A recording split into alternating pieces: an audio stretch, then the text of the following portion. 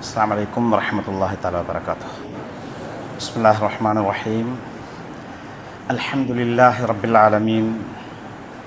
വസ്സലാത്തു വസ്സലാമു അലാ സയ്യിദിൽ മുർസലീൻ വഅലാ ആലിഹി വഅസ്ഹാബിഹിൽ ഫായിസീൻ.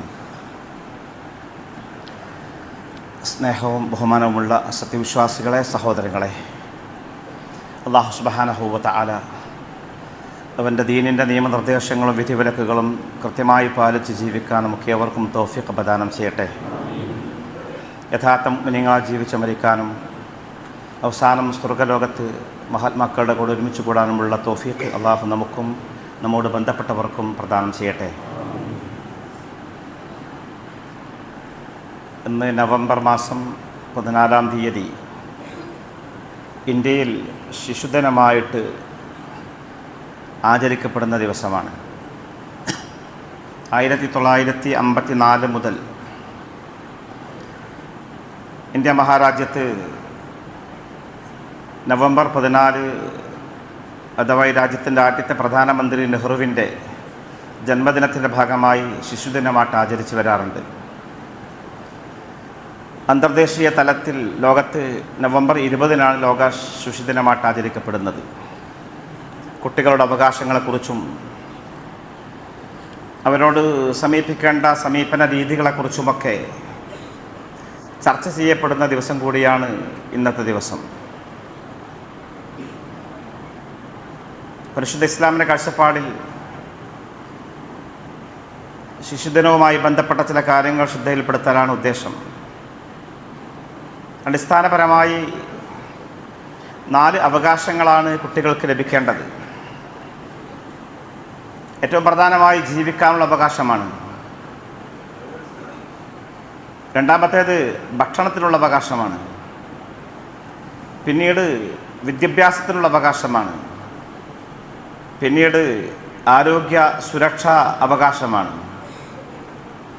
ഇത് 4 ഭൂമിയിലെ എല്ലാ കുഞ്ഞുങ്ങൾക്കും അവകാശപ്പെട്ടതാണ്. ഈ 4 അവകാശങ്ങളുടെ കാര്യത്തിൽ ലോകത്തെല്ലാ രാജ്യങ്ങളിലും കൃത്യമായ നിയമങ്ങളും സംവിധാനങ്ങളുമുണ്ട്. പ്രത്യേകിച്ച് നമ്മുടെ നാട്ടിലൊക്കെ ബാലാവകാശ നിയമങ്ങളൊക്കെ വളരെ ശക്തമാണ്.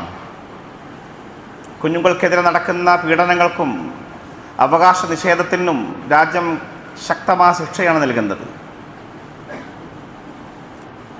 പരിശുദ്ധ ഇസ്ലാമിൻ്റെ കാഴ്ചപ്പാടിൽ ഇതൊക്കെ ഒന്ന് വിശകലനം ചെയ്യുമ്പോൾ 1400 കൊല്ലങ്ങൾക്ക് മുമ്പ് പരിശുദ്ധ നബി സല്ലല്ലാഹു അലൈഹി വസല്ലമ ഇസ്ലാമിക ശരീഅത്തിലൂടെ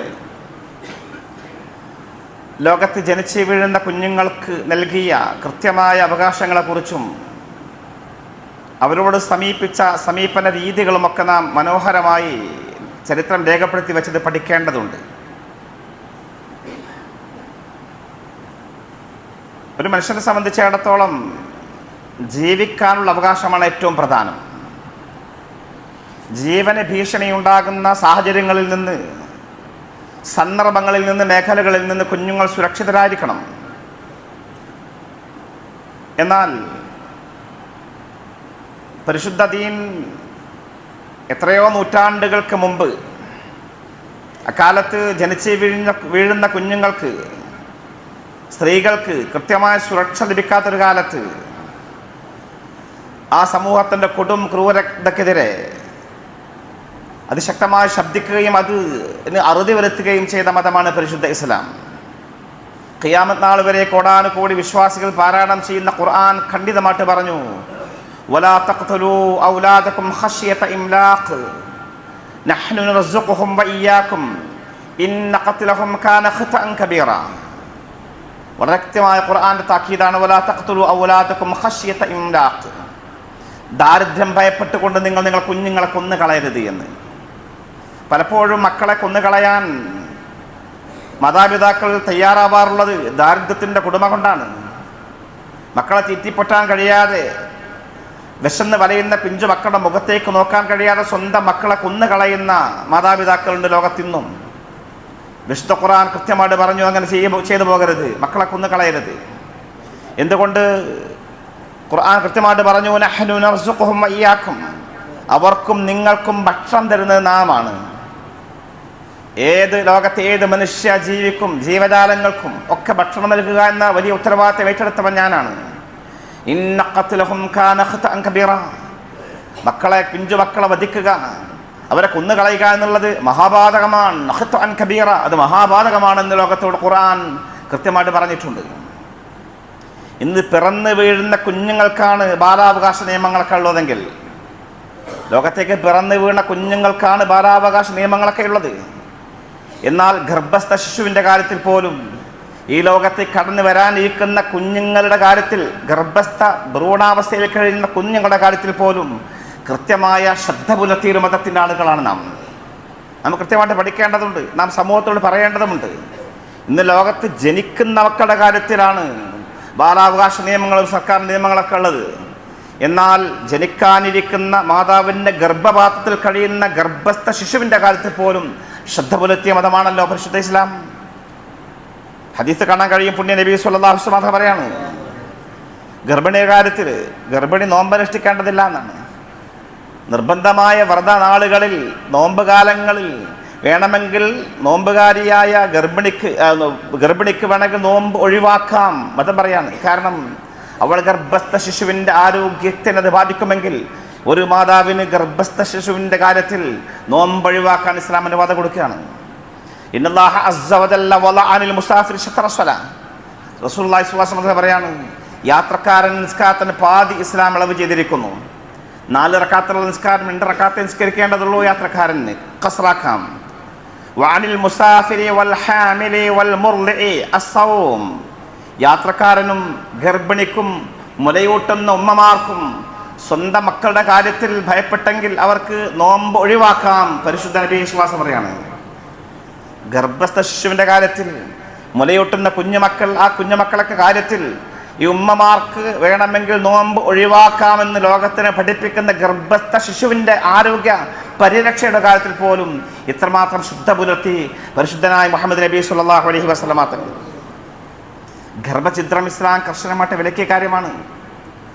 ജനിച്ചു വീഴാനിരിക്കുന്ന കുഞ്ഞിനെ എന്തെങ്കിലും കാരണങ്ങളുടെ പേരിൽ ഗർഭാവസ്ഥയിൽ വെച്ചുകൊണ്ട് നശിപ്പിച്ച് കളയുന്ന പ്രാകൃത സമൂഹം വർത്തമാന കാത്തു ജീവിക്കുന്നത്.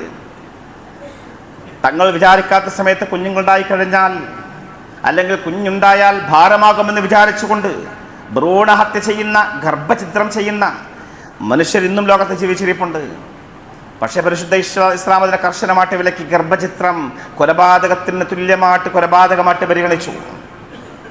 എത്രമാത്രം വധശിക്ഷയ്ക്ക് വിധേയമായ പെണ്ണ് പോലും, ഒരു ഗർഭിണി വധശിക്ഷയ്ക്ക് വിധേയമാണ്. ഇസ്ലാമിക കോടതിയിൽ അവൾ കൊല്ലപ്പെടേണ്ടവളാണ്, കുറ്റകൃത്യം ചെയ്തവളാണ്.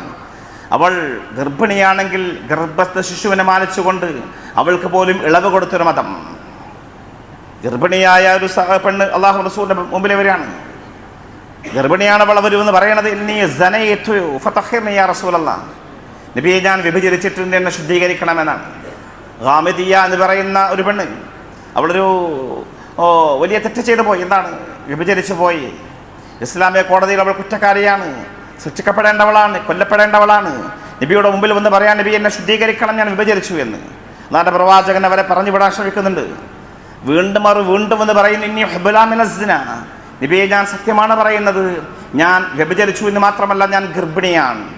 ഒരു അവിഹിത ഗർഭത്തിൽ ഞാൻ ഗർഭിണിയായിട്ട് എൻ്റെ ഉദരത്തിലെ ഒരു ഗർഭസ്ഥ ശിശു കുഞ്ഞ് വളർന്നുകൊണ്ടിരിക്കുന്നുണ്ട്. അതുകൊണ്ട് എന്നെ വധിക്കണേ, ഇസ്ലാമിൻ്റെ ശിക്ഷ ഏറ്റുവാങ്ങാൻ ഞാൻ തയ്യാറാണ്, എന്നെ ശുദ്ധീകരിക്കണമെന്ന് ആവശ്യപ്പെട്ടുകൊണ്ട് ഒരു പെണ്ണ്.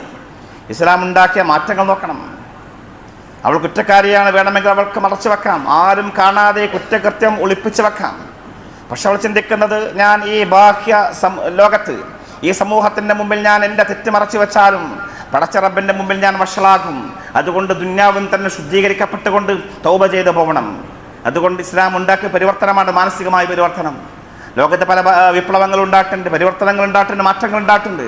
അതൊക്കെ മനുഷ്യൻ്റെ ബാഹ്യ തലങ്ങളിലാണ് മാറ്റങ്ങൾ ഉണ്ടാക്കിയതെങ്കിൽ അള്ളാഹുവിൻ്റെ ദീൻ മനുഷ്യൻ്റെ മനസ്സുകളിൽ ആ വിപ്ലവം ഉണ്ടാക്കിയത്.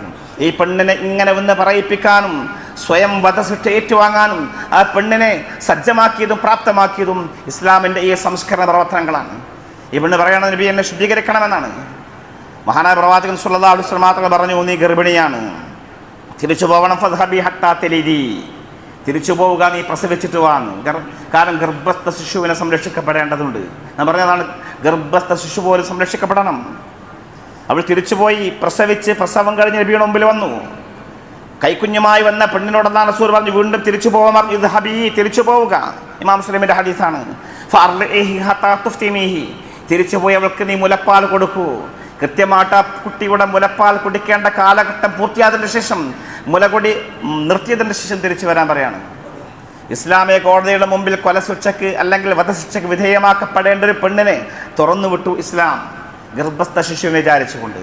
അപ്പം അങ്ങനെ ജനിച്ച് വീഴുന്ന കുട്ടികളുടെ കാര്യത്തിൽ മാത്രമല്ല, ഭ്രൂണാവസ്ഥയിൽ കഴിയുന്ന കുഞ്ഞുങ്ങളുടെ കാര്യത്തിൽ പോലും അവരുടെ ജീവന് പോലും സുരക്ഷിതത്വം കൊടുത്ത ഒരു പരിശുദ്ധമായ മതമാണ് ദീനുൽ ഇസ്ലാം, നമ്മുടെ മതം. ലോകം ഇതുപോലുള്ള ശിശുദിനങ്ങളൊക്കെ കാലങ്ങളായിട്ട് ആചരിച്ചു കൊണ്ടിരിക്കുന്നു.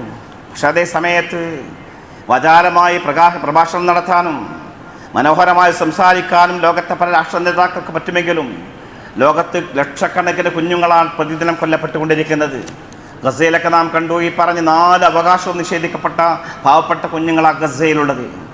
ഫലസ്തീനിലെ ഗസ എന്ന് പറയുന്ന ഭൂപ്രദേശത്തെ പാവപ്പെട്ട കുഞ്ഞുങ്ങൾക്ക് ഈ 4 അവകാശങ്ങളുമില്ല. ജീവിക്കാൻ അവകാശം പോലും അവർക്കില്ല. ഏത് സമയത്തും തലയിൽ ബോംബ് വീഴാം. റഷ എന്ന് പറയുന്നൊരു പെൺകുട്ടി കഴിഞ്ഞ വർഷമൊക്കെ നാം കണ്ടു, അവൾ എഴുതി വെച്ച തൻ്റെ വസിയത്ത് ഏത് സമയത്ത് കൊല്ലപ്പെടുന്നതിന് മുമ്പ് ഗസയിലെ റഷ എന്ന് പറയുന്ന പെൺകുട്ടി എഴുതി വെച്ചത്, ഞാൻ മരിച്ചാൽ എൻ്റെ കുഞ്ഞുടുപ്പുകൾ എൻ്റെ കൂട്ടുകാർ കൊടുക്കണമെന്ന് പറഞ്ഞുകൊണ്ട് വസിയത്ത് എഴുതി വെച്ച കുഞ്ഞുമക്കൾ ഏത് സമയത്ത് കൊല്ലപ്പെടാം. ആ സമയത്ത് എൻ്റെ കുഞ്ഞുടുപ്പുകൾ, എൻ്റെ ഉടുപ്പുകൾ എൻ്റെ ഇന്ന കൂട്ടുകാർക്ക് കൊടുക്കണേ എന്ന് പറഞ്ഞ് എഴുതി വെച്ച റഷയെ ലോകം കാണുകയുണ്ടായി. ജീവിക്കാനുള്ള അവകാശം പോലും നിഷേധിക്കപ്പെട്ടൊരു സമൂഹം. ഭക്ഷണം നിഷേധിക്കപ്പെട്ടവരാണ് അവിടുത്തെ കുട്ടികൾ. നമുക്കറിയാം, പുല്ല് തിന്നുന്ന കുട്ടികൾ, മണ്ണ് തിന്നുന്ന കുട്ടികൾ ലോകത്തെ ദൃശ്യമാധ്യമങ്ങൾ ലോകത്തിന് മുമ്പിൽ കാണിച്ചു കൊടുത്തു. ഒരാളുടെ മനസ്സും പിടച്ചില്ല. ലോകത്ത് എത്രയോ വലിയ രാഷ്ട്ര നേതാക്കന്മാരുണ്ട്, ആർക്കും ഒരു വേദനയും ഉണ്ടായില്ല. വാചാലമായി ശിശുക്കളെക്കുറിച്ച് സംസാരിക്കുമെന്നല്ലാതെ പുല്ല് തിന്നുന്ന കുട്ടികളെ അവർ വിസ്മരിച്ചു കളഞ്ഞു. വിദ്യാഭ്യാസ അവകാശം നിഷേധിച്ചു. അവിടെ ഒരു കലാലയം പോലും ഇന്നില്ല. ഗസയിൽ ഒരു സ്കൂൾ പോലുമില്ല, ഒരു മദ്രസയുമില്ല. എല്ലാം ബോംബിട്ട് തകർത്തു. കാലങ്ങളായിട്ട് വർഷങ്ങളായിട്ട് ഫലസ്തീനിലെ കുട്ടികൾക്ക് വിദ്യാഭ്യാസം നിഷേധിക്കപ്പെട്ടിരിക്കുന്നു. ആരോഗ്യ സംരക്ഷണം അവരുടെ അജണ്ടയിലേ ഇല്ല. ഒരു പെയിൻ കില്ലർ പോലുമില്ല. എല്ലാ ആശുപത്രികളും ബോംബിട്ട് തകർത്തിരിക്കുന്നു. നാം പറഞ്ഞത്, ലോകം വാചാലമായി സംസാരിക്കുമെന്നല്ലാതെ പാവപ്പെട്ട കുഞ്ഞുങ്ങളുടെ കാര്യത്തിൽ കൃത്യമായ ഭീകരമായ നിസ്സംഗതയും മൗനവുമാണ് ലോകം പാലിച്ചുകൊണ്ടിരിക്കുന്നത്, നിർവഹിച്ചുകൊണ്ടിരിക്കുന്നത്.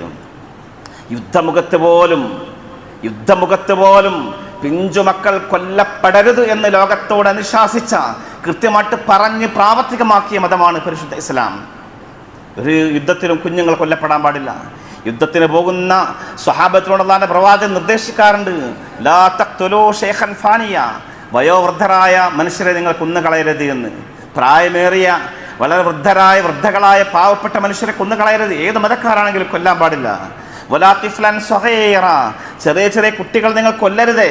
വലംബ്രാതൻ, പെണ്ണുങ്ങൾ കൊല്ലപ്പെടാൻ പാടില്ല. അല്ലാഹുവിന്റെ പ്രവാചകൻ സ്വല്ലല്ലാഹു അലൈഹി വസല്ലം കൃത്യമായിട്ട് പറയാണ്, വൃദ്ധരായ ആളുകളും പിഞ്ചുമക്കളും സ്ത്രീകളും മഠങ്ങളിലും ക്ഷേത്രങ്ങളിലൊക്കെ ഇരിക്കുന്ന പൂജാരിമാരും സന്യാസിവര്യന്മാരും ഇവരെയൊന്നും കൊന്നു കളയാൻ പാടില്ല എന്ന ലോകത്തിന് യുദ്ധത്തിൽ പോലും ധാർമ്മികത ലോകത്തോട് പറഞ്ഞ മതമാണ് പരിശുദ്ധ ഇസ്ലാം. കുഞ്ഞുങ്ങളുടെ കാര്യം യുദ്ധരംഗത്ത് പോലും ശ്രദ്ധിച്ചു എന്നർത്ഥം. ഇങ്ങനെല്ലാം കൃത്യമാണ് ഇസ്ലാമിൻ്റെ കാര്യങ്ങളൊക്കെ. എത്രമാത്രം തിരിച്ചറിവ് വരുന്നത് വരെ, കുട്ടികളൊരു കാര്യങ്ങളൊക്കെ തിരിച്ചറിയാൻ പ്രായമാകുന്നത് വരെ ഉമ്മാനെയും കുട്ടിയെയും വേർപിരിക്കാൻ പോലും പാടില്ല എന്നാണ്. ഒരു ഉമ്മയും കുട്ടി വേറെ. അന്ന് അടിമസമ്പ്രദായം നിലനിന്ന കാലത്ത് ഉമ്മമാർ കുട്ടികളുണ്ടാകും. ആ സമയത്ത് ഉമ്മാനെ വിറ്റ് കുട്ടി വേറെയാകുന്നൊരവസ്ഥ ഉണ്ടാകും. ഇന്ന് കാലി ചന്തകളിൽ പോയി മൃഗങ്ങളെ വാങ്ങുന്നത് പോലെ, പോത്തിനെയും കാളയും വാങ്ങാൻ പറ്റുന്നത് പോലെ പണ്ട് കാലങ്ങളിൽ ജീവനുള്ള മനുഷ്യന്മാരെ അടിമച്ചന്തകളിൽ വാങ്ങാൻ കിട്ടുമായിരുന്നു. അങ്ങനത്തെ കാലം ഉണ്ടായിരുന്നു. അതിനൊക്കെ ഇസ്ലാം ഉണ്ടാക്കിയ മാറ്റങ്ങൾ നാം പഠിക്കേണ്ടതുണ്ട്. അന്ന് വിൽക്കുന്ന സമയത്ത് ഉമ്മാനെ വിറ്റ് കുട്ടിയെ നിർത്തുന്ന, കുട്ടി വേറെ ആൾക്ക് വിൽക്കുന്ന സ്വഭാവം ഇസ്ലാം വിലക്കി. പാടില്ല. അത് പ്രായപൂർത്തിയാകുന്ന അല്ലെങ്കിൽ ഒരു വകതിരിവാകുന്നത് വരെ മാതാവിനെയും കുഞ്ഞിനെയും വേർപിരിപ്പിക്കാൻ പാടില്ല. അല്ലാഹു റസൂൽ പറഞ്ഞു, വലാ, കൃത്യമായിട്ട് പറയുകയുണ്ടായി, മൻ ഫറഖ ബൈന വാലിദത്തിൻ വവലദിഹ, ഒരു ഉമ്മാനെയും കുട്ടിയെയും ഒരാൾ ഇങ്ങനെ പിരിച്ചു കളഞ്ഞാൽ, ഫറഖല്ലാഹു ബൈനഹു വബൈന അഹിബ്ബതിഹി യൗമൽ ഖിയാമ, അന്ത്യനാളിൽ അവനെയും അവൻ്റെ ഇഷ്ടപ്പെട്ടവരെയും ഇടയിൽ അല്ലാഹു മാറ്റിക്കളയും, വേർതിരിച്ചു കളയുമെന്ന് പുണ്യ നബി സ്വല്ലല്ലാഹു അലൈഹി വസല്ലം പറയാണ്. ഏത് ദുനിയാവിൽ വെച്ചുകൊണ്ട് ഒരു ഉമ്മാനെ സ്വന്തം കുഞ്ഞിൽ നിന്ന് അടർത്തി മാറ്റുകയാണെങ്കിൽ ആഖിറത്തിൽ നിങ്ങൾക്ക് സ്വന്തക്കാരെ ബന്ധുക്കളെ ഇഷ്ടപ്പെട്ടവരെ നഷ്ടപ്പെട്ടു പോയേക്കുമെന്ന് ലോകത്തിനെ പഠിപ്പിച്ച കാരുണ്യത്തിൻ്റെ പ്രവാചകനാണ് പരിശുദ്ധ നബി സല്ലല്ലാഹു അലൈഹി വസല്ലം. പരിശുദ്ധ ദീനിൻ്റെ പ്രമാണങ്ങളൊക്കെ പരിശോധിച്ച സഹോദരന്മാരെ, കുഞ്ഞുങ്ങളുടെ കാര്യത്തിൽ ഒരുപാട് കാര്യങ്ങൾ നാം ശ്രദ്ധിക്കേണ്ടതുണ്ട്. കൃത്യമായിട്ട് നാം പഠിക്കണം. ആവശ്യം പ്രധാനപ്പെട്ട 4 കാര്യങ്ങൾ മഹാത്മാക്കളായ ഉലമാക്കൾ പറയാറുണ്ട്, നാം ശ്രദ്ധിക്കണം. ഓരോ ഉമ്മയും വാപ്പി ശ്രദ്ധിക്കേണ്ട കാര്യങ്ങൾ കുഞ്ഞുമക്കളുടെ കാര്യത്തിൽ പ്രധാനമായ ഒന്നാമത്തെ കാര്യം അവർക്ക് ഇവിടെ ദുആ ചെയ്യുക എന്നുള്ളതാണ്. ഏറ്റവും പ്രധാനപ്പെട്ട ഒരു കാര്യമാണത്. സ്വന്തം മക്കൾക്ക് വേണ്ടി ദുആ ചെയ്തുകൊണ്ടേയിരിക്കണം. നാം ശ്രദ്ധിക്കാതെ പോകുന്ന, അല്ലെങ്കിൽ മറന്നു പോകുന്ന, അല്ലെങ്കിൽ ഗൗരവമായിട്ട് കാണാത്തൊരു കാര്യമാണത്. നാം 5 നേരവും നമ്മുടെ മക്കൾക്ക് വേണ്ടി ദുആ ചെയ്യണം. അല്ലാത്ത സമയത്തും ദുആ ചെയ്യണം. ഖുർആന്റെ ശാസനയാണ്, അല്ലെങ്കിൽ ഖുർആന്റെ കൃത്യമായ നിർദ്ദേശമാണ്. വിശ്വാസിക്ക് അടയാളമായിട്ട് ഖുർആൻ പറയാണ്, വല്ലദീന യഖൂലൂന റബ്ബനാ ഹബ് ലനാ മിൻ അസ്വാജിനാ വദുരിയാതിനാ ഖുറത അഅ്യുൻ. എപ്പോഴും നാം കേൾക്കാറുള്ള പ്രാർത്ഥനയാണ് ഖുർആൻ പഠിപ്പിച്ച ദുആയാണത്. ഓരോ വിശ്വാസിയും ദുആ ചെയ്യണമെന്നാണ്. റബ്ബനാ, ഞങ്ങളുടെ നാഥാ രക്ഷിതാവേ, ഹബ് ലനാ, ഞങ്ങൾക്ക് നീ ദാനമായി നൽകണമേ, മിൻ അസ്വാജിനാ വദുരിയാതിനാ ഖുറത അഅ്യുൻ, ഞങ്ങൾ ഭാര്യമാരിൽ നിന്നും മക്കളിൽ നിന്നും കൺകുളിർമായി, ഞങ്ങളുടെ മക്കളെ ഭാര്യമാരെ ഞങ്ങളെ കണ്ണിന് കാഴ്ച ഹരം നൽകുന്ന ദൃശ്യവിരുന്നൊരുക്കി തരണേ, നല്ല മക്കളാക്കി തരണേ എന്ന് ഓരോ ഉമ്മയും വാപ്പയും സ്വന്തം മക്കൾക്ക് വേണ്ടി ദുആ ചെയ്തുകൊണ്ടേയിരിക്കണമെന്ന് പരിശുദ്ധ നബി ലോകത്തെ പഠിപ്പിക്കുകയാണ്. എന്ന് മാത്രമല്ല, ആ ദുആ അല്ലാഹു ഖബൂൽ ചെയ്യുമെന്നും പ്രമാണങ്ങൾ പഠിപ്പിക്കുന്നു. ഒരു ഉമ്മ അല്ലെങ്കിൽ വാപ്പ സ്വന്തം കുട്ടികൾക്ക് വേണ്ടി ദുആ ചെയ്ത ആ ദുആ അല്ലാഹു സ്വീകരിക്കുന്നതാണ്. ഒരിക്കലും നാം പഠിക്കരുത് നാം നമ്മുടെ മക്കൾക്ക് വേണ്ടി ദുആ ചെയ്തുകൊണ്ടേയിരിക്കുക. 3 ദഅവാത്തിൻ, 3 പ്രാർത്ഥനകൾ മുസ്തജാബ, ഉത്തരം കിട്ടുന്ന പ്രാർത്ഥനകളാണ്. അല്ലാഹു റസൂൽ പറഞ്ഞു 3 ദുആ തീർച്ചയായിട്ടും ലാ ശക്ക ഫിഹിന്നാണ്, സംശയമേതുമില്ലാതെ കൃത്യമായിട്ടും ഉത്തരം കിട്ടുന്ന 3 പ്രാർത്ഥനകളുണ്ട്. ദഅവത്തുൽ മദ്ലൂം, മർദിദന്റെ പ്രാർത്ഥനയാണ്. ദഅവത്തുൽ വാലിദ്, മാതാപിതാക്കളുടെ പ്രാർത്ഥനയാണ്. ദഅവത്തുൽ മുസാഫിർ, യാത്രക്കാരൻ്റെ പ്രാർത്ഥനയാണ്. വിശദീകരിക്കാൻ സമയമില്ല. ഉമ്മയും വാപ്പയും മക്കൾക്ക് വേണ്ടി ദുആ ചെയ്യുകയാണെങ്കിൽ അള്ളാഹു കബൂൽ ചെയ്യുമെന്നാണ്. എന്ന പോലെ തന്നെ ഉമ്മയും വാപ്പയും മക്കൾക്കെതിരെ പ്രാർത്ഥിച്ചാലും ഉടനെ ഉത്തരം കിട്ടുന്ന പ്രാർത്ഥനയാണ്. ഗൗരവത്തോടു കൂടി കാണണം. അതുകൊണ്ടാണ് എത്ര മക്കൾ നമ്മൾ പ്രയാസപ്പെടുത്തിയാലും ആ കൈ അവർക്കെതിരെ ഒരിക്കലും ഉയർന്നു പോകരുത്, പ്രാർത്ഥിച്ചു പോകരുത് എന്ന് തിരുനബി സ്വല്ലല്ലാഹു അലൈഹി വസല്ലം പറയാണ്, ലാ തദഉ അലാ അൻഫുസികും, നിങ്ങൾക്കെതിരെ സ്വന്തം നഫ്സിനെതിരെ ദുആ ചെയ്യാൻ പാടില്ല. വലാ തദഉ അലാ ഔലാദിക്കും, മക്കൾക്കെതിരെ ദുആ ചെയ്തു പോകരുത്. വലാ തദഉ അലാ ഖദമിക്കും, നിങ്ങളുടെ വേലക്കാർക്കെതിരെയും പ്രാർത്ഥിക്കരുത്. വലാ തദഉ അലാ അംവാലിക്കും, സ്വത്തിനെതിരെയും പ്രാർത്ഥിക്കരുത്. നശിച്ചു പോട്ടെ ദുആ ചെയ്യാൻ പാടില്ല. വലാ തുവാഫിഖു മിനല്ലാഹി സഅതനൈൽ ഫീഹാ അതാഉൻ ഫയസ്തജാബ ലക്കും. ചില ഉത്തരം കിട്ടുന്ന സമയങ്ങളുണ്ട്. ആ സമയത്തായിരിക്കാം നിങ്ങളെ പ്രാർത്ഥന ഉണ്ടാവുക. അതുകൊണ്ട് അതോടൊത്തു വന്നാൽ അപകടത്തിൽപ്പെട്ടു പോകുമ്പോൾ അതുകൊണ്ട് ശ്രദ്ധിക്കണേ എന്ന് തിരുനബി സ്വല്ലല്ലാഹു അലൈഹി വസല്ലം പഠിപ്പിക്കുകയാണ്. ഒരിക്കലും മക്കൾക്കെതിരെ ദുആ ചെയ്യരുത്. അപ്പോൾ ഒന്നാമത്തത് പ്രാർത്ഥനയാണ്, മക്കൾക്ക് വേണ്ടി നിരന്തരം ദുആ ചെയ്തുകൊണ്ടിരിക്കുക. രണ്ടാമതൊരു കാര്യം അവരോട് സ്നേഹം കാണിക്കുക എന്നുള്ളതാണ്. സ്നേഹമില്ലാത്ത ഉമ്മയും വാപ്പി ഉണ്ടാവില്ല. പക്ഷേ സ്നേഹം ഉള്ളിൽ ഒതുക്കിയാൽ പോരാ എന്നാണ് നമ്മുടെ മതം പഠിപ്പിക്കുന്നത്. അത് പ്രകടിപ്പിക്കണം. ഒട്ടും മടി കാണിക്കരുത്.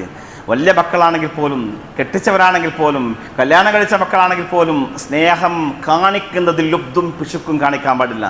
പരിശുദ്ധ നബി സ്വല്ലല്ലാഹു അലൈഹി വസല്ലം തങ്ങൾ പ്രായപൂർത്തിയായ മകൾ ഫാത്തിമത്തു സഹ്റാ കല്യാണം കഴിഞ്ഞതിന് ശേഷം അലിയുടെ വീട്ടിൽ നിന്നൊക്കെ വരുമ്പോൾ എഴുന്നേറ്റ് ചെന്ന് ഹദീസുകളെ കാണാൻ കഴിയും. തൻ്റെ കൂടെ ഇരുത്തുകയും ആ മൂർധാവി സ്നേഹപൂർവ്വം ആശ്ലേഷിച്ച് ചുംബിക്കുകയും ചെയ്യാറുണ്ടായിരുന്നു എന്ന് പരിശുദ്ധ ഹദീസ് കാണാൻ കഴിയും. സ്നേഹം ഉള്ളിൽ ഒതുക്കാനുള്ള വികാരം മാത്രമല്ല, അത് പ്രകടിപ്പിക്കാൻ കൂടിയുള്ളതാണ്. അതുകൊണ്ടാണല്ലോ അല്ലാഹു റസൂൽ സ്വല്ലല്ലാഹു അലൈഹി വസല്ലം തങ്ങൾ പലപ്പോഴും പറയാറുള്ളത്, ഇന്നലി അശ്റത്തമല്ല ഔലാദുൽ സ്വഹാബി പറഞ്ഞു നബിയോട്, നബി എനിക്ക് 10 കുട്ടികളുണ്ട്, മാ ഖബ്ബൽതു മിൻഹും അഹദൻ, ഇന്ന് വരെ ഒരു കുട്ടിയെ ഞാൻ ഉമ്മ വെച്ചിട്ടില്ല എന്ന് പറഞ്ഞപ്പോൾ അല്ലാഹു റസൂൽ പറഞ്ഞത് മൻ ലാ യർഹമു ലാ യുർഹംന, സ്നേഹം കൊടുക്കാത്ത സ്നേഹം തിരിച്ചു കിട്ടില്ല. പലപ്പോഴും ഞാൻ കേൾക്കാറുള്ള ഹദീസാണ്. അഖ്റ ബിൻ ഹാബിസ് എന്ന് പറയുന്ന ആൾ നബിയോട് അന്തസ്സായിട്ട് പറഞ്ഞത്, നബി എനിക്ക് 10 കുട്ടികളുണ്ട്. അദ്ദേഹം ഒരു ഗ്രാമീണനാണ്. എൻ്റെ 10 മക്കളിൽ ഒരാൾക്കും ഞാൻ ഇന്ന് വരെ ചുംബനം കൊടുത്തിട്ടില്ല, ഉമ്മ വെച്ചിട്ടില്ല എന്ന്. സുൽത്താൻ പറഞ്ഞു, നിന്റെ മനസ്സിൽ നിന്ന് സ്നേഹം അല്ലാഹു എടുത്തു കളഞ്ഞെങ്കിൽ ഞാൻ എന്ത് ചെയ്യാനാണ്? മൻ ലാ യർഹമു ലാ യുർഹം, സ്നേഹം കൊടുക്കുന്നവർക്ക് സ്നേഹം തിരിച്ചു കിട്ടൂ. സ്നേഹം കൊടുക്കാനുള്ളതാണ്, പകരാനുള്ളതാണ്, അത് സമർപ്പിക്കാനുള്ളതാണ്, അത് ഉള്ളിൽ ഒതുക്കാനുള്ളതല്ല എന്ന്. സുജൂദ് ദീർഘനേരം കിടക്കുന്നതാണ് പ്രവാചകൻ. സുജൂദ് എണീക്കണില്ല. സ്വഹാബത്ത് നിസ്കാരം കഴിഞ്ഞ് ചോദിച്ചു, നീണ്ട സുജൂദിന്റെ കാരണം എന്താണ്? അല്ലാഹു റസൂൽ പേരക്കുട്ടിയെ കാണിച്ചിട്ട് പറയും, ഇന്ന ബനി ഹാദാ ഇർതഹലനി എന്ന, എൻ്റെ ഈ കുഞ്ഞുമോൻ എൻ്റെ പെരടിയിൽ കയറിയിരുന്നു, എന്നെ വാഹനമാക്കി. അല്ലാഹു റസൂലിൻ്റെ പുറത്ത് പേരക്കുട്ടി കയറിയിരുന്നു. ആ കുട്ടി താഴെ ഇറങ്ങുന്നത് വരെ സുജൂദിൽ കിടന്ന വല്ലിപ്പയാണ് ലോകത്തിൻ്റെ ഗുരു മുഹമ്മദ് നബി സ്വല്ലല്ലാഹു അലൈഹി വസല്ലം തങ്ങൾ. നബിയുടെ മുമ്പിൽ ഒരാളിങ്ങനെ ഇരിക്കുന്നുണ്ട്. അയാളുടെ 2 മക്കൾ വന്നു. ആദ്യം ആൺകുട്ടി വന്നു. ആൺകുട്ടിയെ സ്നേഹത്തോടുകൂടി ആ സ്വഹാബി എടുത്തുകൊണ്ട് തൻ്റെ മടിയിൽ വെച്ചു. പിന്നീട് മോള് വന്നു. മോള് വന്നപ്പോൾ തലോടുകയും അടുത്ത് താഴെ ഇരുത്തുകയും ചെയ്തു. ആൺകുട്ടിക്ക് കൊടുത്ത അതേ പരിഗണന പെൺകുട്ടി കൊടുക്കാതിരുന്നപ്പോൾ അള്ളാഹുവിൻ്റെ പ്രവാചകൻ സ്വല്ലല്ലാഹു അലൈഹി വസല്ലം പറഞ്ഞു, കൃത്യമായിട്ട് പറയുകയുണ്ടായി, നിനക്ക് അവർക്കിടയിൽ നീതി കാണിച്ചുകൂടായിരുന്നോ എന്ന്. സ്നേഹം കാണിക്കാനും ആ സ്നേഹം പ്രകടിപ്പിക്കണം, അവർക്ക് നീതി പുലർത്തും വേണമെന്നാണ്. ഒരു സ്വഹാബി നബിയോട് വന്നിട്ട് നബിയോട് പറയാണ്, അള്ളാഹുവിൻ്റെ പ്രവാചകൻ, എനിക്ക് ഞാൻ എൻ്റെ ഈ മകളെ ഞാൻ എൻ്റെ ഒരു അടിമയെ ദാനം ചെയ്തിരിക്കുന്നു എന്ന്. നബി തങ്ങൾ പറഞ്ഞു, നിനക്ക് വേറെ മക്കളുണ്ടോ? ഉണ്ട്. അവർക്കൊക്കെ നീ കൊടുത്തിട്ടുണ്ടോ? ചില ഉപ്പാർ അങ്ങനെ ഉണ്ട്. സ്നേഹം മൂത്ത് സ്വന്തം മക്കൾക്കിടയിൽ ഏറ്റവും വ്യത്യാസം കാണും. ചില ആളുകൾക്ക് പ്രത്യേകമായ പരിഗണന കൊടുക്കും. അള്ളാഹുവിൻ്റെ പ്രവാചകൻ സ്വല്ലല്ലാഹു അലൈഹി വസല്ലം മാത്രം ഒരിക്കലും അംഗീകരിച്ചു കൊടുത്തില്ല. നിൻ്റെ മക്കൾക്ക് നിന്നോട് സ്നേഹം ഉണ്ടാവണമെങ്കിൽ, നിൻ്റെ വാർദ്ധക്യത്തിൻ്റെ സായന്തനത്തിൽ എല്ലാ മക്കളും നിന്നെ പരിചരിക്കണമെങ്കിൽ, നിന്നെ സ്നേഹിക്കണമെങ്കിൽ അവർക്ക് നീതി പുലർത്തണമെന്ന് പറഞ്ഞു. അനീതിക്കെന്നെ നീ സാക്ഷിയാക്കാൻ വരരുതേ എന്ന് നുഅ്മാൻ ഇബ്നു ബഷീർ എന്ന സ്വഹാബിയോട് അള്ളാഹുവിൻ്റെ പ്രവാചകൻ പറയാണ്. ഇങ്ങനെ അവർക്കിടെ നീതി പുലർത്തുക, അതുപോലെ തന്നെ മക്കൾക്ക് മാതൃകയായിട്ട് ജീവിക്കുക പ്രധാനമായിട്ട് ചെയ്യേണ്ട കാര്യമാണ്. പല ആളുകളും സാധിക്കാതെ പോകുന്നു. മക്കളെ ഉപദേശിക്കാനും ശാസിക്കാനൊക്കെ എല്ലാവരും മിടുക്കന്മാരാണ്, പക്ഷെ സ്വന്തം ജീവിതത്തിൽ കാണില്ല. സുബ്ഹ് നിസ്കരിക്കാത്തൊരു പിതാവ്, മൂടിപ്പുതർച്ചറങ്ങുന്നൊരു പിതാവിന് എങ്ങനെയാണ് തൻ്റെ മോളോട് നിസ്കരിക്കാൻ പറയാനാവുക? പുകവലിക്കുന്നൊരു പിതാവ് വീട്ടിൽ പുകവലിക്കുന്നു, എങ്ങനെയാണ് മക്കൾ പുകവലിക്കരുതെന്ന് പറയാനാവുക? വീട്ടിൽ വെച്ചുകൊണ്ട് മദ്യപിക്കുന്ന ഉപ്പാക്ക് എങ്ങനെയാണ് സ്വന്തം മക്കളോട് മദ്യപിക്കരുതേ എന്ന് പറയാനാവുക? എല്ലാം സ്വഭാവത്തിൽ പെരുമാറ്റത്തിലൊക്കെ നാം കൃത്യമായിട്ട് മാതൃക കാണിക്കണം. നാം ഒന്നിച്ച് കുട്ടികളുടെ കൂടെ സുന്നത്ത് നിസ്കരിക്കണം. വീട്ടിൽ പള്ളിയിലേക്ക് ആൺമക്കളെ കൂട്ടി കൊണ്ടുപോകണം. നാം ഇന്ന് ഖുർആൻ ഓതണം. അത് കണ്ടുകൊണ്ട് കുട്ടികൾ വളരണം. നാം മക്കളെ കൂട്ടുകാരാവണമെന്നാണ് റസൂൽ പറഞ്ഞത്. നിങ്ങൾ കുട്ടികൾക്കിടയിൽ കുട്ടികളാവുക എന്നുള്ളതാണ് റസൂൽ അങ്ങനെ പറഞ്ഞിട്ടുള്ളത്. നിങ്ങൾ കുട്ടികൾക്കിടയിൽ കുട്ടികളാവണം, നാളെ കുട്ടികളാവാൻ പറ്റണം. ഇന്ന് കുട്ടികളുടെ മനഃശാസ്ത്രം പറയുന്ന ആളുകൾക്ക് അങ്ങനെ പറയാനുള്ളത്, കുട്ടികൾക്കിടയിൽ കുട്ടികളാവാൻ. ഇതൊക്കെ 1400 കൊല്ലം റസൂൽ പറഞ്ഞതാണ്, നിങ്ങൾ കുട്ടികൾക്കിടയിൽ കുട്ടിയാവണം. നബി അങ്ങനെയായിരുന്നു. കുട്ടികൾക്കിടയിൽ മത്സരമുണ്ടാക്കും. നബിയോടെ നിൽക്കും സ്വല്ലല്ലാഹു അലൈഹി വസല്ലം. കുട്ടികളൊക്കെ വരിവരിക്ക് നിർത്തിയിട്ട് ഓടി വരാൻ പറയും. ഏറ്റവും ആദ്യം ഓടിയെത്തുന്ന ആളുകൾക്ക് സമ്മാനം കൊടുക്കുമായിരുന്നു. അവർ മത്സരിച്ചോടി. അബ്ബാസ് റളിയല്ലാഹു അൻഹുവിൻ്റെ മക്കളൊക്കെ മത്സരിച്ചോടി. ഓടി എല്ലാവരും നബിയുടെ മേലിൽ വന്നുകൊണ്ട് വീണു.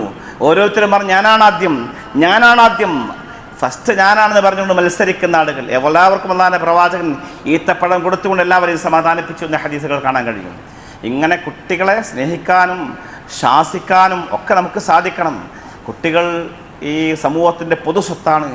അവരെ വേദനിപ്പിക്കാതെ അവരുടെ അവകാശം മനസ്സിലാക്കിക്കൊണ്ട് അവരോട് നല്ല രീതിയിൽ പെരുമാറാനും ഏറ്റവും നല്ല മാതൃകയായ ഒരു ഉത്തമ സമൂഹമായിട്ട് മക്കളെ വളർത്തിയെടുക്കാനും രക്ഷിതാക്കൾക്ക് സാധിക്കുമ്പോഴാണ് രക്ഷിതാവ് എന്ന കൃത്യമായ ദൗത്യം നാം നിർവഹിച്ചവരാവുക.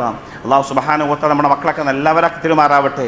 ഈ ദുന്യാവിൽ മാത്രമല്ല, നാമൊക്കെ മരിച്ച് മണ്ണടിഞ്ഞാൽ നമ്മുടെ ഖബറിൻ്റെ സമീപത്ത് വന്നുകൊണ്ട് അള്ളാഹു ഇതെൻ്റെ ഉമ്മയാണെന്ന ബോധ്യത്തോടുകൂടി നമ്മുടെ മുമ്പിൽ ഖബർ വന്നുകൊണ്ട് നമുക്ക് വേണ്ടി സലാം പറയാനും ദുആ ചെയ്യാനുമുള്ള മനസ്സുള്ള മക്കളാക്കി നമ്മുടെ മക്കൾ അള്ളാഹു വളർത്തുമാറാവട്ടെ. തീർത്തും അപകടകരമായ സാഹചര്യത്തിൽ നമ്മുടെ മക്കളൊക്കെ വളരുന്നത്. ദുആ ഏറ്റവും പ്രധാനമാണ് സഹോദരന്മാർ. അവിടെ കുട്ടികെട്ടൊക്കെ വളരെ ദുഷിച്ചതാണ്. നമുക്കറിയാം, വളരെ ദുഷിച്ച കാലത്താണ് നമ്മുടെ മക്കളൊക്കെ വളരുന്നത്. തീർത്തും അവർ ഏത് സമയത്തും വഴിതെറ്റിപ്പോകാൻ പറ്റാവുന്ന സാഹചര്യമാണ്. ഏറ്റവും പ്രധാനം അള്ളാഹുവിനോടുള്ള ദുആയാണ്. എപ്പോഴും നമ്മുടെ മക്കൾക്ക് വേണ്ടി ദുആ ചെയ്തുകൊണ്ടേയിരിക്കുക. അള്ളാഹു നമ്മുടെ മക്കളൊക്കെ നല്ലവരാക്കി തിരുമാറാവട്ടെ. വാഹ് ദഅവാനാ അൽഹംദുലില്ലാഹി റബ്ബിൽ ആലമീൻ.